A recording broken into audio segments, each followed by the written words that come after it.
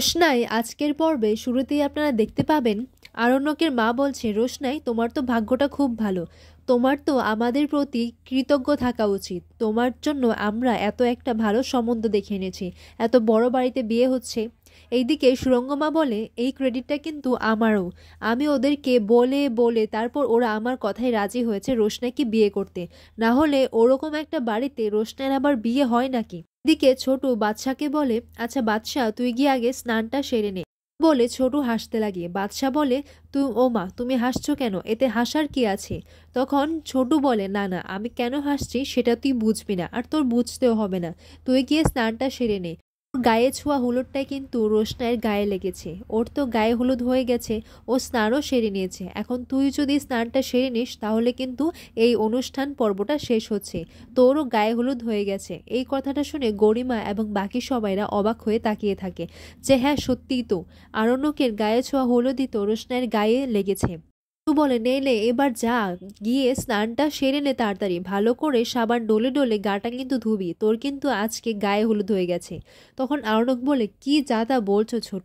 তখন ছোট বলে, যাই হয়েছে ভালোই হয়েছে, এতে কিন্তু বেশ আমি আর মিনি খুব খুশি হয়েছি, কি মেনি তাই তো?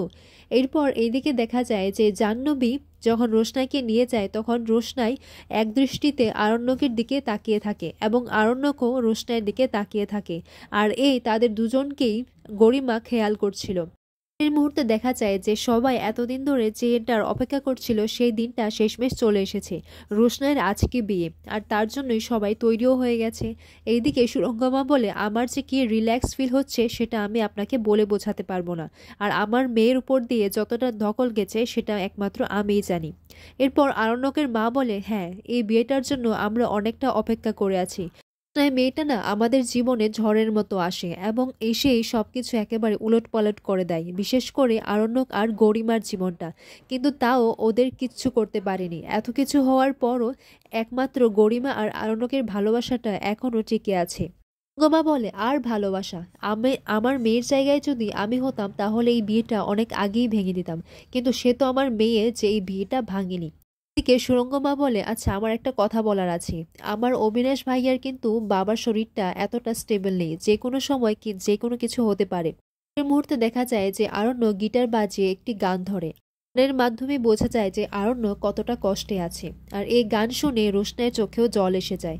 রোশনাই আরণ্যকের কাছে গিয়ে তার কাঁধে হাত দেয় এবং আরণ্যক দেখতে পায় যে সেখানে রোশনাই দাঁড়িয়ে আছে। আরণ্যক বলে, এ কি তুমি এইখানে? এরপর রোশনাই বলে, হ্যাঁ আসলে আমি আপনার দেওয়া শাড়ি আর আপনার দেওয়া গয়নায় আমি পরে এসেছি, আর সেটাই আমি আপনাকে দেখাতে এলাম। অন্যদিকে দেখা যায় যে সুরঙ্গমা আরণ্যকের মাকে বলে, একটা কিন্তু রিচুয়ালস আছে, আর সেই রিচুয়ালসটা আমাদেরকে পালন করতেই হবে, তারা আমাকে পই পই করে বলে দিয়েছে যে এর যেন কোনো অন্যথা না হয়, কারণ ওদের বাড়িতে এটা নিয়ে একটা দুর্ঘটনা হয়েছিল, আর সেই পর থেকেই এই রিচুয়ালসটা মানা অনিবার্য। মা বলে, বিয়ে না হওয়া পর্যন্ত কিন্তু বরের মুখ দেখানো যাবে না, সেটা ঢাকা থাকবে। অন্যকের মা বলে, না না ওদের বাড়ির রিচুয়ালস যখন তাহলে আমরা সেটা মানবই, আমার এতে কোনো আপত্তি নেই। অন্যদিকে দেখা যায় যে কৃষ্ণাই আরণ্যককে বলে, আমি শেষবারের মতো আপনাকে একটা প্রণাম করতে এসেছি, এরপর তো আমি এখান থেকে চলে যাব। রোশনাই আরণ্যককে প্রণাম করে, তারপর আরণ্যক রোশনাইকে বলে, তুমি এই বিয়েটা মেনে নিচ্ছ রোশনাই, কি করে? তখন রোশনাই বলে, মেনে নেব না কেন স্যার, আমি তো এত একটা ভালো পরিবার পাচ্ছি, এত ভালো একটা সংসার পাচ্ছি, আর আমার মতো মেয়েদের জন্য এটাই অনেক বড় ব্যাপার তাই না? তখন আরণ্যক বলে, তার মানে এটাই হচ্ছে তোমার সবকিছু তাই তো? রোশনাই বলে, আপনি এত চিৎকার করে কথা বলছেন কেন, আমি কি কোনো ভুল বলেছি? তখন আরণ্যক বলে, হ্যাঁ তুমি একবার নয় তুমি 1000 বার ভুল করেছো, তুমি 1,00,000 বার ভুল করেছো।